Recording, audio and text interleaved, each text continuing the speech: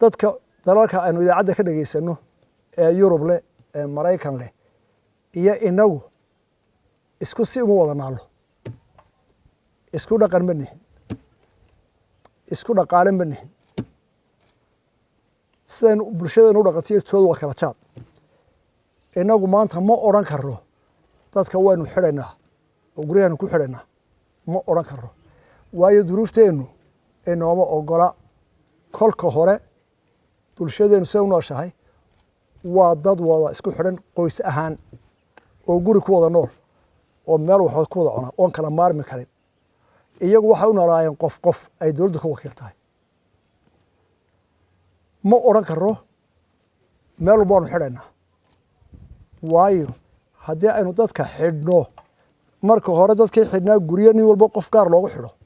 qof walba qol gaara uma helanidii suurtagal maaha marka haddaynu xidhno waa dhibaato soo kordhay inagu waxaanu qaadanaynaa halka iyagu dhahdaan dad magaalooyinka hala xidho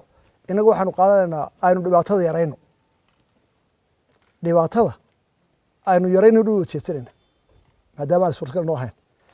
sidaynu u yaraynaa dhibaatada waxaanu ku yarayn karnaa inaga oo qaadana talada dhakhaatiirta inaga oo qaadana